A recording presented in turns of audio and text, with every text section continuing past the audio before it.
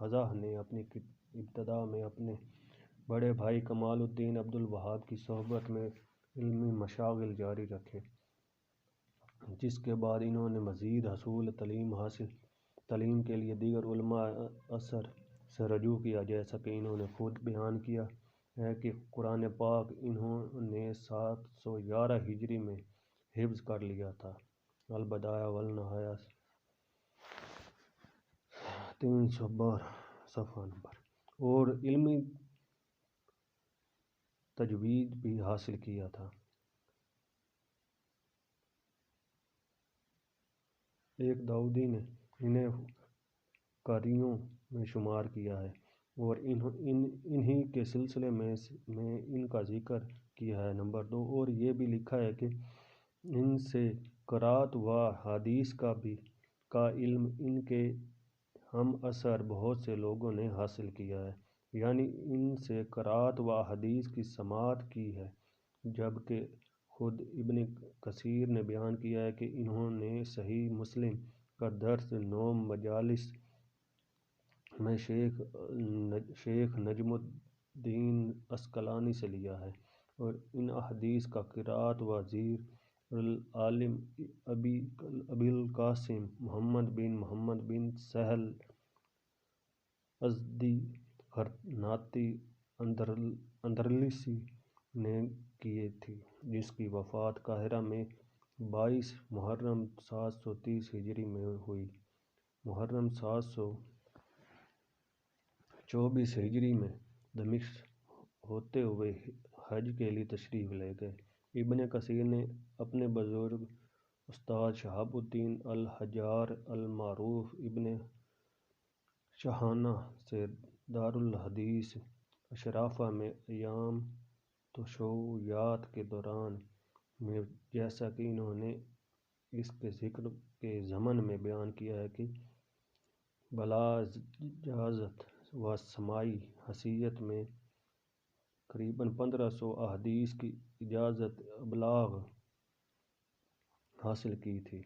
شیخ شہاب الدین الحجار ابن شاہانہ کی وفات بالتحقیق 100 سال قبل اس سے کچھ عرصہ عمر میں ہوئی تھی۔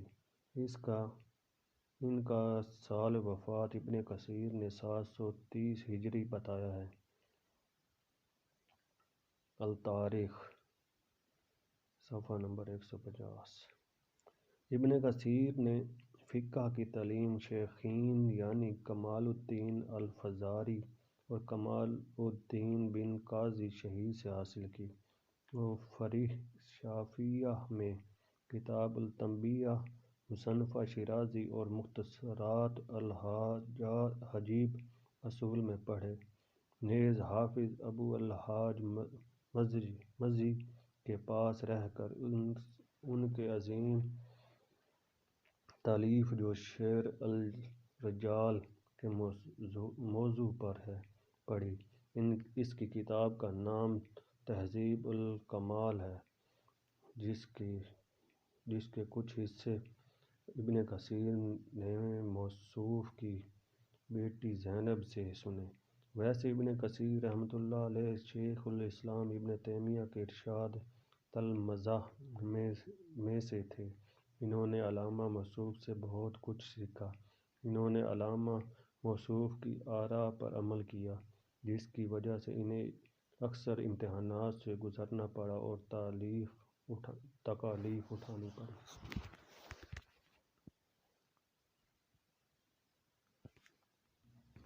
البدایہ والنہایہ جلد اول صفحہ نمبر 34۔ کتاب حضا کے مصنف ابن کثیر اپنے اہم عصر علماء میں امتیازی حیثیت کے حامل تھے۔ ان کے ساتھ ان کے بے شمار تلامذہ نے ثانوی تلمذتہ کیا ہے اور ان کی تعریف و توصیف میں ہمیشہ ربط اللساں رہے ہیں۔ علمی تبحر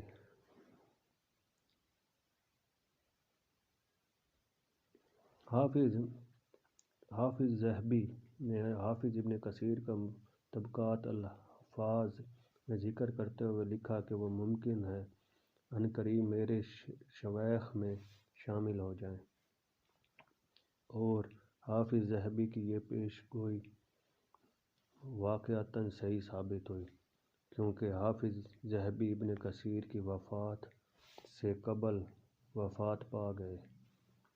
ان کی وفات ابن کثیر کی وفات سے 26 سال پہلے ہوئی۔ حافظ ذہبی نے اپنی مذکورہ بالا کتاب طبقات الحفاظ میں ابن کثیر کے متعدد اوصاف سے متصف کرتے ہوئے لکھا ہے: میں نے انہیں فقہ کے علاوہ ابن حسنہ، ابن الرداد اور دوسرے لوگوں سے مفتی محدث ذی الفضائل عماد الدین اسماعیل بن عمر بن کثیر بصری شافعی رحمۃ اللہ علیہ کہتے سنا ہے۔ لوگوں نے ان سے فقہ، علم الرجال وغیرہ میں بہت استفادہ کیا ہے۔ وہ متعدد کتب کے مصنف مؤلف ہونے کے علاوہ فن استنباط و استخراج میں کمال رکھتے ہیں اور اپنے زمانے کے بہت بڑے مفسر ہیں۔ حافظ ذہبی نے انہیں معجم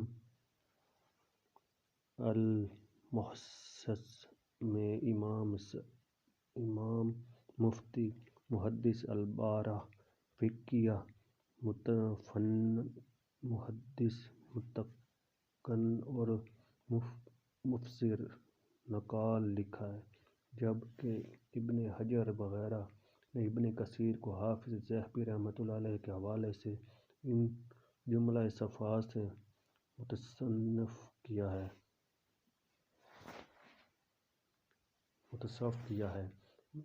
مصنف کے ایک شاگرد شہاب الدین ابن حجی کہتے کہ ہم نے انہیں حفاظ میں افضل ترین پایا، کیونکہ ہم نے ان سے کتب احادیث کے متن بالکل اس طرح سنے جیسے کوئی بہترین حافظ قرآن کی تلاوت کرتا ہے۔ نیز ہمیں ان کی علمی فضیلت اس طرح معلوم ہوئی کہ وہ مطالب و مفاہیم قرآن و احادیث کے استخراج میں کمال رکھتے ہیں، اور انہیں اس کی صحت اور استحکام پر مکمل عبور حاصل ہے، جس کا اعتراف ان کی تقاریر سننے والے جملہ بزرگان علوم دین بھی کرتے ہیں۔ انہیں تمام تفاسیر و تواریخ زبانی یاد ہیں۔ وہ کسی بات کو بہت کم بھولتے ہیں۔ وہ حد سے زیادہ سمجھ رکھنے والے فقیہ اور صحیح الذہن عالم ہیں۔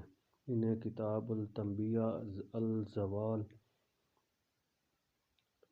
اول تا آخر حفظ ہے۔ عربی زبان و ادب پر انہیں مکمل عبور حاصل ہے۔ وہ شعر گوئی میں بھی درجہ کمال پر فائز ہیں۔ میں نے اکثر اوقات ان کی صحبت میں گزارے ہیں اور ان کے علم و فضل سے استفادہ کیا ہے۔ ان کے ایک دوسرے شاگرد تذکرہ احفاظ میں ان کا ذکر کرتے ہوئے لکھتے ہیں: ہمارے بزرگ عالم ابو الحجاج نے اکثر و بیشتر ان کا ذکر کرتے ہوئے فرمایا: وہ ایک بڑے درجے کے مفتی، معلم، ناظر، فقہ و تفسیر و نحو میں منفرد و امتیازی حیثیت کے حامل، اور علم و رجال و سیر و رجال کے علاوہ منطقی استدلال میں کمال رکھتے ہیں۔ حافظ ابن حجر رحمۃ اللہ علیہ ابن کثیر رحمۃ اللہ علیہ کا ذکر کرتے ہوئے اپنی کتاب الردلہ الکامنہ میں کہتے ہیں: مزی نے ان سے بہت استفادہ کیا۔ ان سے کتاب تہذیب الکمال پڑھی۔ وہ انہیں اپنی اکلوتی بیٹی پر ترجیح دیتے تھے۔ ان کی محبت کی وجہ سے ابن تیمیہ کی قربت حاصل کی، جس کی وجہ سے مشکلات میں بھی پڑے۔ وہ خود یعنی ابن کثیر الاستخسار تھے، انہیں حسن مزاح سے کمال واقفیت حاصل تھی۔ ان کی جملہ تصنیف ان کی زندگی ہی شہر شہر جا پہنچی تھی، جن سے ان کی وفات کے بعد بھی لوگ استفادہ کرتے رہے۔ محدثین مفسرین کے لیے قرآن و حدیث کے استخراج میں ان کے طریق عمل پر چلنا قریباً ناممکن ہے۔ انہیں مسائل فقہ حل کرنے میں کمال حاصل ہے۔ انہوں نے ان مسائل اور ان کے جوابات کو مختصراً اپنی کتاب ابن الصلاح میں یکجا کر دیا، جس سے اکثر لوگ مستفید ہو رہے ہیں۔ البدایہ والنہایہ، جلد اول، صفحہ نمبر 33۔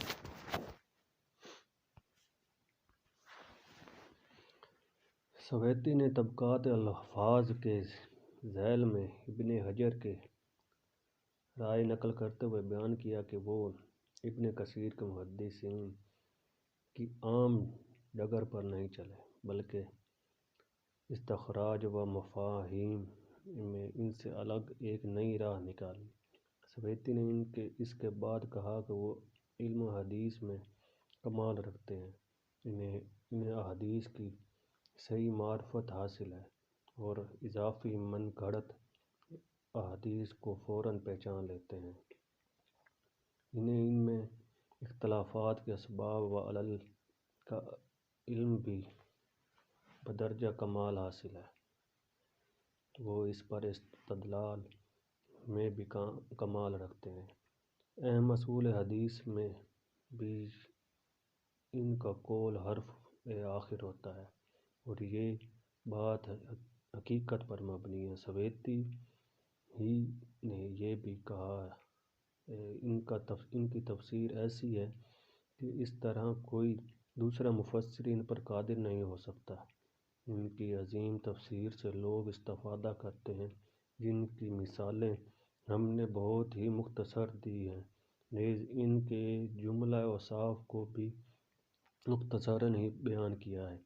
علامہ عینی رحمۃ اللہ علیہ نے ابن کثیر رحمۃ اللہ علیہ کے بارے میں جو کچھ کہا، اسے ابن تغیری بردی نے اپنی کتاب النجوم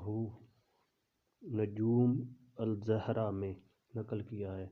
علامہ عینی رحمۃ اللہ علیہ فرماتے ہیں، وہ ابن کثیر رحمۃ اللہ علیہ قدوۃ العلماء و الحافظ تھے اور عمدہ اہل معانی و الفاظ تھے۔ انہوں نے وہ جو کچھ سنا اسے بطریق احسن مدون کر دیا۔ انہوں نے تصانیف پیش کی اور مختلف علوم کے درس دیے۔ حدیث و تاریخ میں ان کے معاملات لاجواب تھے۔ وہ تدوین علوم و تحریر میں بے مثال شہرت رکھتے تھے۔ علم حدیث و تفسیر و تاریخ کی ان پر انتہا ہو گئی۔ انہوں نے متعدد مفید تصانیف و تالیف چھوڑی ہیں۔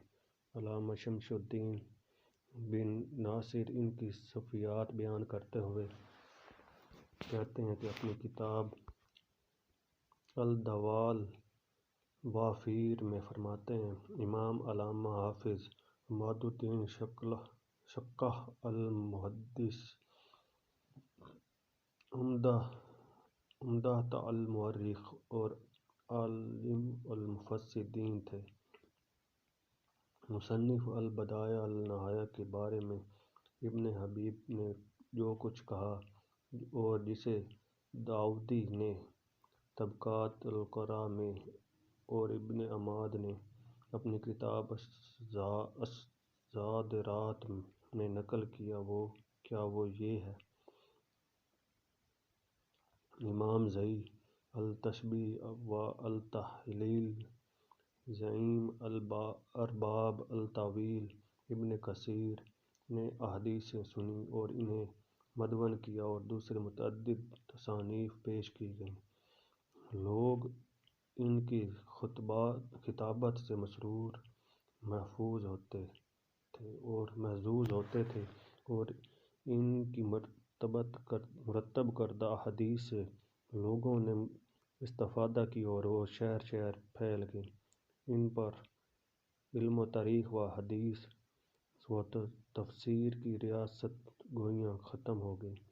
حافظ ابن حجر رحمۃ اللہ علیہ نے اپنے انباء و الغمر میں اور ابن الماد نے شذرات میں ان کے بارے میں جو توصیفی دو شعر پیش کیے ہیں وہ آج تک زبان زد خاص عوام ہیں۔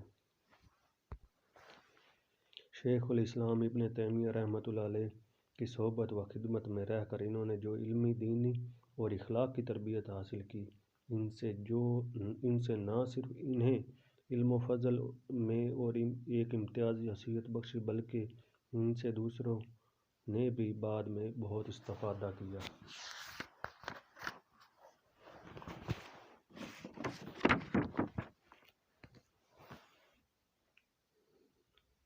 البدایہ والنہایہ جلد اول صفحہ نمبر 36۔ وہ اپنی رائے میں استحکام و استقلال رکھتے تھے، وہی کچھ فرماتے تھے جن کا ثبوت و دلائل صحیح رکھتے تھے، نہ اپنے مذہب و عقائد میں متعصب تھے، نہ اس سلسلے میں دوسرے سے تعصب رکھتے تھے۔ ان کی تفسیر جلیل بڑی عظیم تصنیف ہے، اس سے ہم نے ان کے شافعی المذہب ہونے کے بارے میں استفادہ کیا ہے، کیونکہ انہوں نے اس تفسیر میں اپنے عقائد کے لحاظ سے ایک حرف بھی نہیں لکھا۔ وہ جو بات کہتے ہیں اس کے لیے ان کے پاس دلائل کی کثرت ہوتی ہے۔ انہوں نے مسئلہ طلاق پر گفتگو کرتے ہوئے بالدلائل ثابت کیا کہ ایک بار طلاق دینے سے طلاق ہو جاتی ہے، اور ہم نے اس سے ایک دلائل کے تحت صحیح پایا ہے۔ انہوں نے اس سلسلے میں بڑی اذیتیں برداشت کیں اور بڑے سخت امتحانات سے گزرے، لیکن ہمیشہ صابر و شاکر اور ثابت قدم رہے۔ ان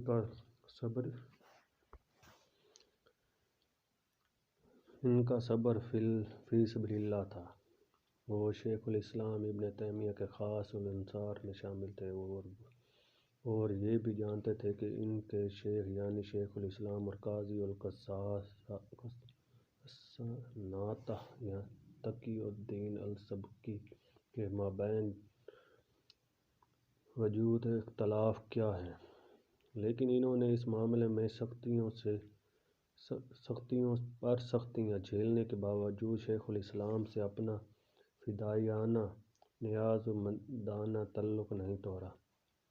انہوں نے ان حوادث کا ذکر جو انہیں 743 ہجری میں پیش آیا، التاریخ جلد 14 میں وضاحت کے ساتھ کیا ہے۔ جب وہ دمشق میں قیام پذیر تھے تو ان سے جیسا کہ انہوں نے اپنی کتاب تاریخ میں بیان کیا ہے، قاضی القضاة کے دارالافات کے متعدد مجالس میں فتووں پر دستخط کے لیے یتیموں کے مال پر غیر مستحق کے حق پر تصرف کے بارے میں دستخط پر زور ڈالا گیا، لیکن انہوں نے ان پر کبھی دستخط نہیں کیے، جبکہ ان پر قاضی جلال الدین بن حسام الدین حنفی کے دستخط موجود تھے، اور اس کے بعد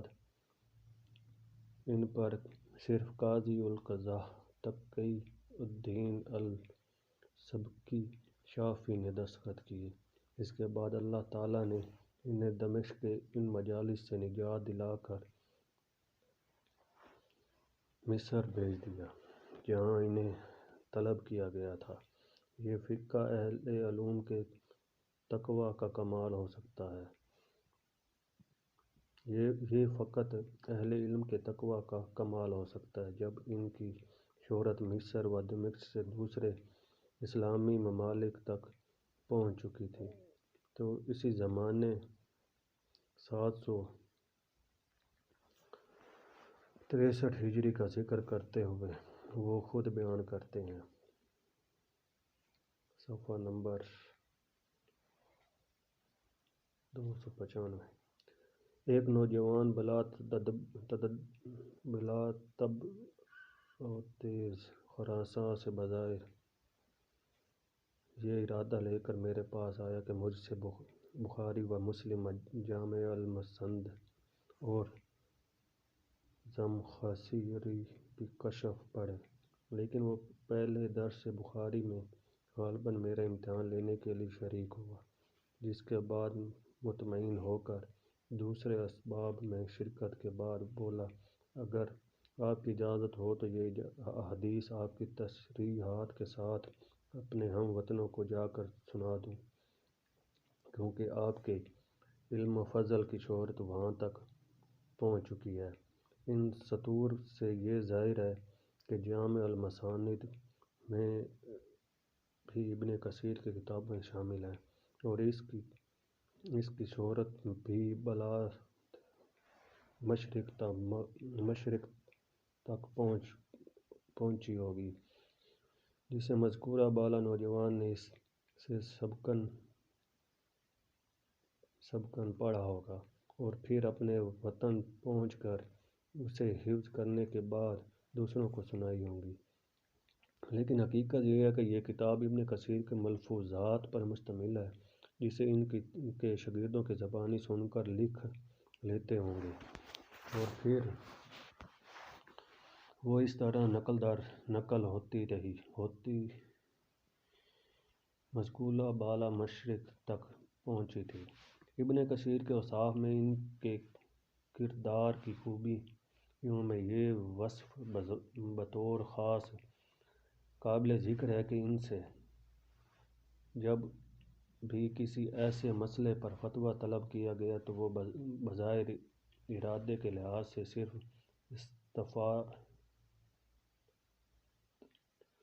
استفادتاً تک محدود تھا، لیکن اس فتوے کے خواہش مند کی در حقیقت کوئی سیاسی غرض بھی شامل تھی، یا انہیں اس میں اس کی کسی ذاتی غرض کا ذرا سا بھی شبہ ہوا تو انہوں نے ہمیشہ اصول فقہ کی شریعت کو پیش نظر رکھا، خواہ اس میں فتویٰ طلب کرنے والا کوئی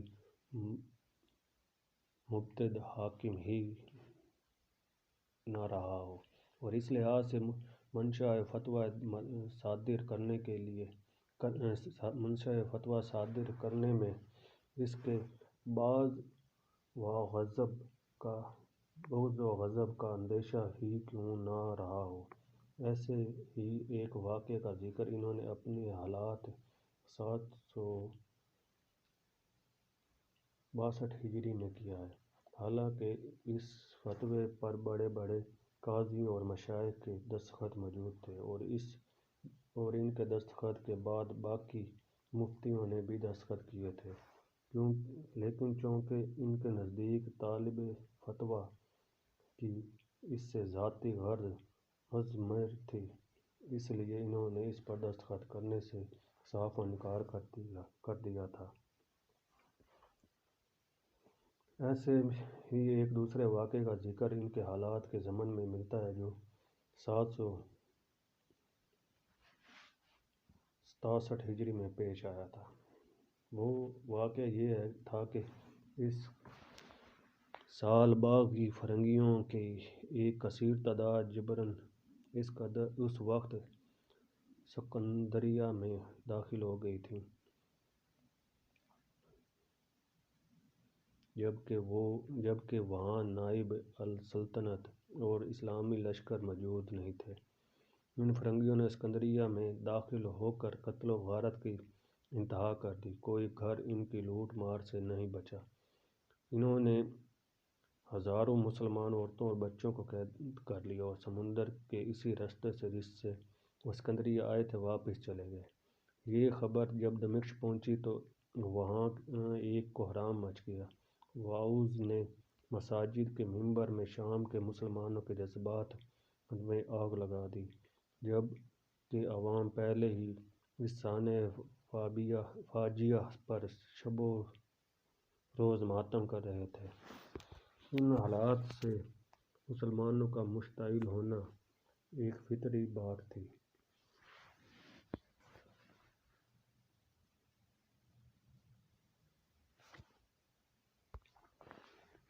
چنانچہ انہوں نے شام کے نصرانیوں کے ساتھ وہی سلوک کرنا چاہا جو ان کے ہم مذہبوں نے اسکندریہ کے مسلمانوں کے ساتھ روا رکھا تھا، بلکہ کچھ مسلمان تو جذباتی طور پر ان کے مرتکب بھی ہو گئے۔ انہوں نے نصرانیوں کی عورتوں کو بھی اسی طرح قید کر لیا جس طرح فرنگیوں نے ان کی عورتوں کو قیدی کیا تھا، پھر انہیں اپنے ساتھ لے گئے تھے۔ جب ان جذباتی طور پر عمل کرنے والے مسلمانوں کی ان کی کارروائی کے بارے میں حاکم دمشق نے قاضیوں اور مفتیوں سے فتوے طلب کیے تو ان میں سے اکثر نے بحالت غیظ جذبات سے مغلوب ہونے والے ان مسلمانوں کی اس انتقامی کارروائی کا حق بجانب قرار دیا۔ ان کا مقصد بلا شبہ ان مسلمانوں کی تالیف قلوب کے علاوہ حاکم دمشق کی خوشنودی حاصل کرنا بھی تھا، جس نے نصرانی خواتین میں سے ایک خوش حال خاتون کو اپنے لیے پسند کر لیا تھا۔ لیکن حافظ ابن کثیر نے اس موقع پر بھی اسلامی شریعت کے مطابق اصول پرستی کا ثبوت دیا۔ انہوں نے ان مسلمانوں کی اس انتقامی کارروائی کے خلاف فتویٰ دیا اور تمام نصرانی خواتین کو اس مذکورہ بالا خوش جمال خاتون سمیت باعزت رہائی کو شریعت اسلامی کی روح سے لازمی قرار دیا تاکہ مسلمانوں پر نصرانیوں کا اعتماد متزلزل نہ ہونے پائے، جیسا کہ اسلامی قوانین کی روح سے اس کی وضاحت احکام اسلام میں موجود ہے۔ یہ تھا حافظ ابن کثیر کا حقیقی مفتی کی حیثیت سے اسلامی کردار۔ انہوں نے اسی طرح ہمیشہ اسلامی احکام عدل کو پیش نظر رکھا اور ذاتی مفاد دیا تاکہ کسی حاکم کی ناراضگی کا بھی بھولے سے خیال نہیں کیا۔ البدایہ والنہایہ جلد اول صفحہ نمبر 38۔ انہوں نے ذمی نصرانیوں اور یہودیوں کے مطالبات و حقوق اور ان کی عبادت گاہوں کے تحفظ کی اسلامی احکام کی روح سے ہمیشہ حمایت و وکالت کی، لیکن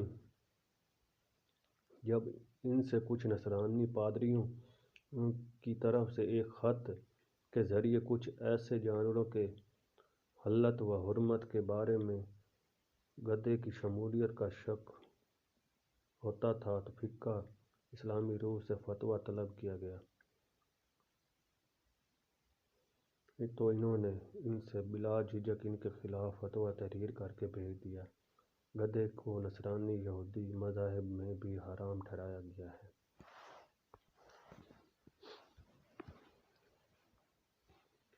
مذہبی عقائد۔ ابن کثیر رحمۃ اللہ علیہ نے اپنے مذہبی عقائد کے بارے میں کبھی بحث و مباحثہ کو دخل نہیں دیا، بلکہ صرف یہ کہنے پر اکتفا کیا کہ وہ شیخ الاسلام ابن تیمیہ رحمۃ اللہ علیہ کے شاگردوں اور ان کے متعقد رہے ہیں۔ ان کی فتووں کے سلسلے میں صاف گوئی و حق پرستی نے انہیں آخر عمر میں بھی اکثر مشکلات و نقصانات سے دوچار کیا، لیکن جیسا کہ سطور بالا میں عرض کیا گیا، انہوں نے ہر کام فی سبیل اللہ کیا اور ہر تکلیف پر صبر و استقامت کا ثبوت دیا۔ ان کا انتقال بروز جمعہ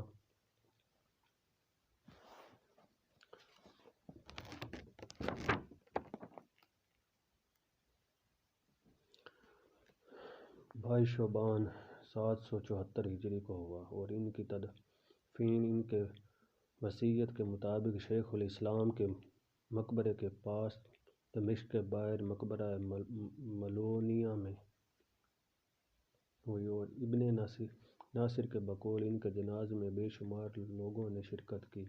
اللہ تعالیٰ جل شانہ ان کی مغفرت فرمائے۔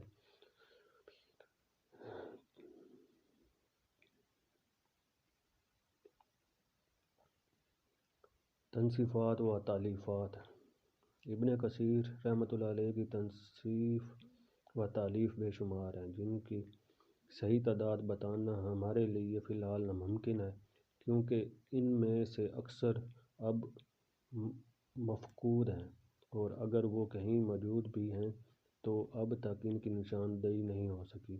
البتہ انہوں نے اپنی کتب تفسیر میں جگہ جگہ حسب موقع ان کی طرف اشارے کیے ہیں۔ بہرحال وہ اس وقت دستیاب ہیں یا ان کی نشاندہی ہمارے محترم المقام بھائی علامہ شیخ محمد عبدالرزاق حمزہ نے اپنی کتاب اختصار علوم حدیث میں کی ہے۔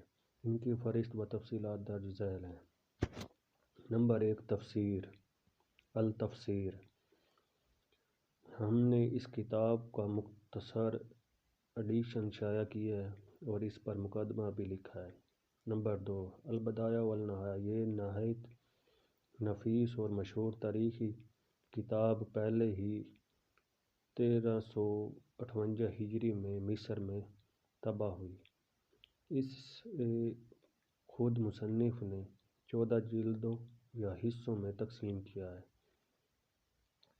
اور جیسا کہ اس کے نام سے ظاہر ہے کہ اس میں تخلیق کائنات سے لے کر اپنی وفات سے 2 سال قبل تک، یعنی 768 ہجری تک کی تاریخی حالات درج ذیل ہیں۔ اس کے بعد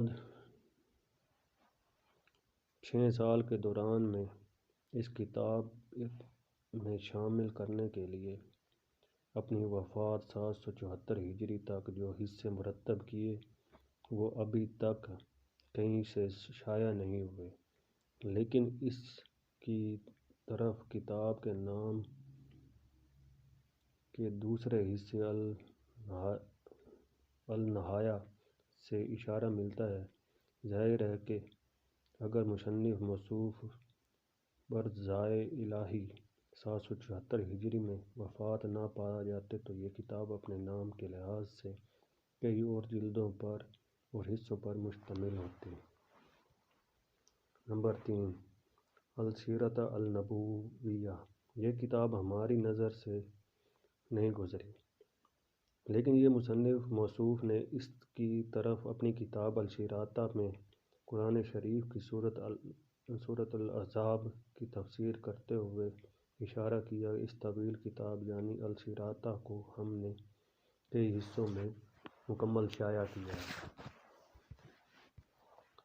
البدایہ والنہایہ، جلد اول، صفحہ نمبر 39۔ نمبر 4، السیرۃ: یہ مصنف موصوف کی مدرجہ بالا پہلی کتاب کا مختصر ایڈیشن ہے، جو مصر میں الفصول فی اختصار سیرۃ الرسول کے نام سے 1358 ہجری میں شائع ہوا۔ السیرۃ کا یہ مختصر ایڈیشن، جیسا کہ اس کے نام سے ظاہر ہے، یقیناً نامکمل ہے۔ خدا جانے یہ ایڈیشن خود مصنف موصوف نے مرتب کیا تھا یا اسے مصری مکتبہ نے مرتب کر کے شائع کیا ہے۔ البتہ اس مختصر ایڈیشن کے مقدمہ میں مصنف سے منسوب کردہ یہ الفاظ ملتے ہیں: ایام نبوت اور تاریخ اسلام پر مشتمل یہ مجمل و مختصر حصہ میں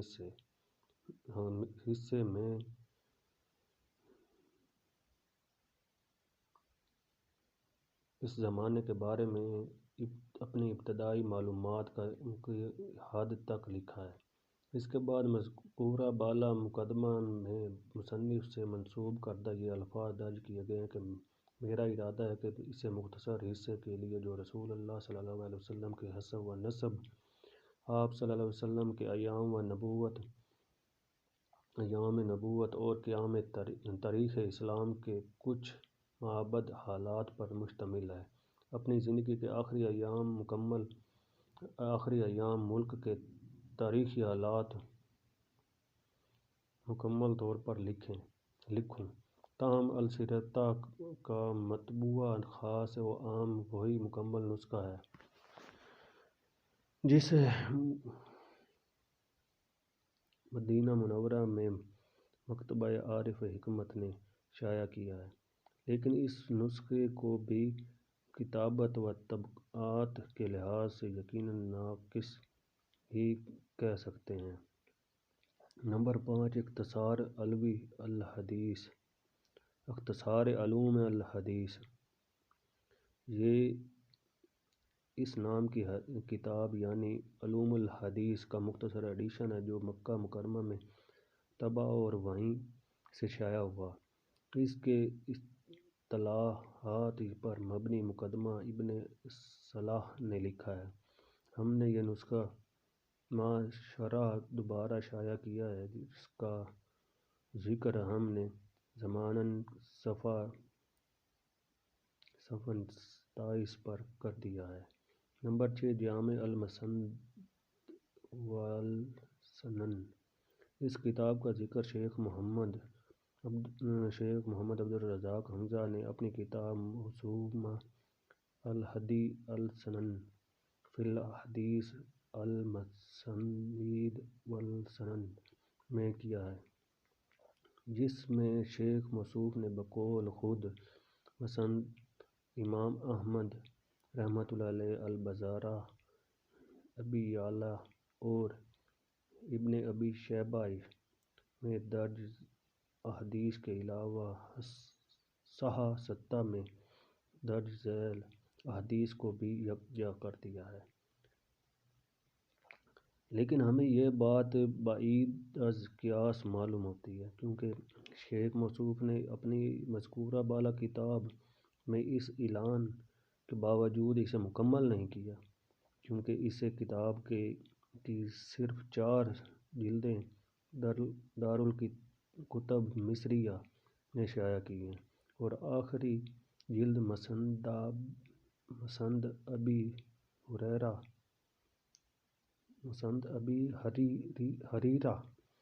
میں درج احادیث پر مبنی ہے، اور اس میں بھی مرتب نے مسند امام احمد رحمۃ اللہ علیہ میں درج احادیث کے علاوہ حرف جیم کے تحت تابعین کی بیان کردہ احادیث بھی روایت ابی حریرہ کہہ کر شامل کر دی ہیں، اور ان احادیث کے راویوں کے نام جعفر بن ایاز مدنی یعنی ابو ہریرہ رضی اللہ عنہ اور امام احمد رحمۃ اللہ علیہ بتائے ہیں۔ یہ آخری جلد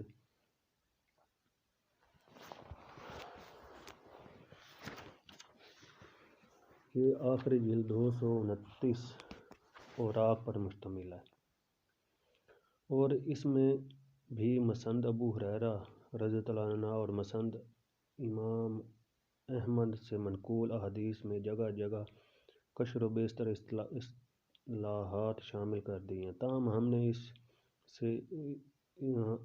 نے اس جلد میں کہیں البزرہ، ابی یعلیٰ اور ابن ابی شیبہ کا حوالہ نہیں پایا، جبکہ اس میں صحاح ستہ کا بطور اشارات ذکر موجود ہیں۔ اس کے علاوہ ہم نے اسے جلد کے مسودے میں بھی کسی جگہ اصل مصنف کی قلم بندی کردہ کوئی تحریر تلاش مشیرہ کے باوجود نہیں پائی، اس لیے محققین کے لیے ضروری ہے کہ ان 7 جلدوں کے مسودات قلمی نسخوں کو یکجا کے لیے جو مجموعی طور پر 2280 صفحات پر مشتمل ہے، مزید تحقیق کی جائے۔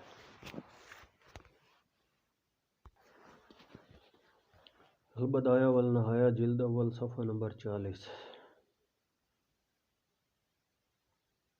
نمبر 7 التکمیل فی المعرفۃ الثقات والضعاف والمجاہیل۔ اس کتاب میں ابن کثیر رحمۃ اللہ علیہ نے اپنے دو شوائخ المزی اور الذہبی کے اعلیٰ ترتیب دو کتابوں تہذیب الکمال اور میزان الاعتدال کو یکجا کر کے ان پر جرح و تعدیل کے ذریعے اسے در حقیقت ایک مستقل تصنیف بنا دیا ہے۔ نمبر 8 مسند شیخین ابن بکر و عمر رضی اللہ عنہ۔ نمبر 9 رسالۃ فی الجہاد، یہ کتاب چھپ چکی ہے۔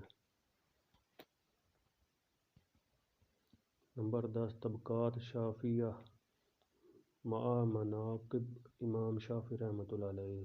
نمبر 11 المدخل الاعلیٰ کتاب السنن مصنفہ بہقی کے مختصر ایڈیشن کی ترتیب و تنقیح۔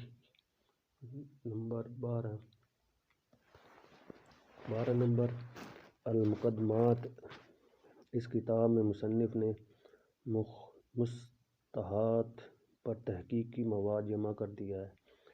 نمبر 13 تخریج احادیث التنبیہ فی الفروع الشافعیہ۔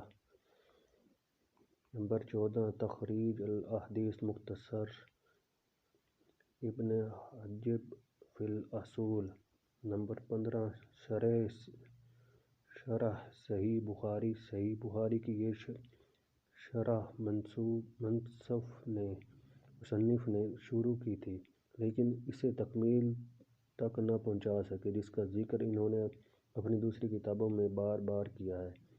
نمبر 16 کتاب الحاکم، یہ کتاب اپنے موضوع کے لحاظ سے ایک عظیم کتاب ہے، لیکن افسوس ہے کہ اس سے مصنف موصوف پایۂ تکمیل تک نہ پہنچا سکے اور یہ عظیم کتاب احکام حج پر ختم ہو کر رہ گئی۔